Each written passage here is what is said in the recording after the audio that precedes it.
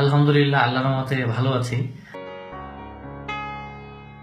এবারের ভারত সফরটা বাংলাদেশের জন্য ঐতিহাসিক একটি সফর ছিল। কারণ আমাদের সাপোর্টারদের জন্য অনেক বেশি ভালো একটা সফর ছিল। আমি যখন প্রথম দিন মাঠে প্র্যাকটিসে যাই, আমাকে আসলে বাংলাদেশের ঠিক যেখানে প্র্যাকটিস ছিল সেখানে জানিয়ে দেওয়া হয়েছিল। মাঠের খুব ভিতরে থেকে আসলে আমি ফ্ল্যাগ উড়াইতে পারতেছিলাম। পরের দিন বার্ষে যে মাঠে যাই, বাংলাদেশ ক্রিকেট সাপোর্টার সবাই আমরা একসাথে খেলা দেখতেছিলাম। খেলা দেখার সময় আসলে আমাদেরকে আলাদাভাবে নিরাপত্তা দেওয়া হয়েছিল, অনেক বেশি সম্মান দিয়েছিল আমাদেরকে। আইকন ফ্যান হিসাবে আমাকে আসলে সব সময় 3 জন সিকিউরিটি দিছিল।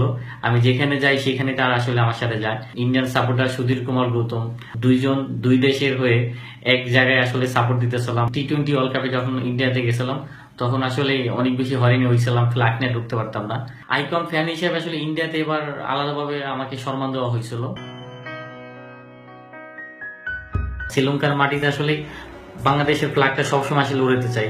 যখন অনেক সময় দেখি যে মাঠে আসলে শুধু টিম খেলতেছে কিন্তু মাঠে কোনো সাপোর্টার নাই, বাংলাদেশের কোনো ফ্ল্যাগ উড়ে না, তখন আসলে এত বেশি খারাপ লাগে বলে হয়তো বোঝাতে পারবো না। 16 কোটি মানুষের পরিচয়িত ফ্ল্যাগটা, সেই ফ্ল্যাগটা যদি মাঠে না উড়ে অনেক বেশি খারাপ লাগে। আমি তো যেতে চাই শ্রীলঙ্কার মাটিতে, বাংলাদেশের ফ্ল্যাগ উড়াইতে চাই।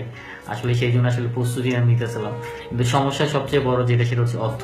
আমার নিজের অর্থ আসলে খরচ করতে করতে দেওয়াল আসলে আমার পিঠ থেকে গেছে।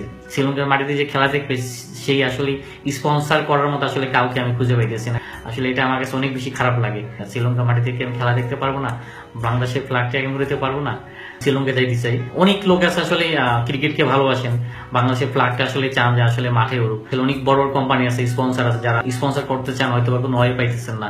সবাইকে বলবো যে আসলে ওরকম যদি কেউ থাকে আমাকে স্পন্সর করার জন্য, যে বাংলাদেশের ফ্ল্যাগটা যেন আমি শ্রীলঙ্কার মাটিতে উড়াতে পারি, এই লাল সবুজের পতাকা আসলে উড়াতে পারি।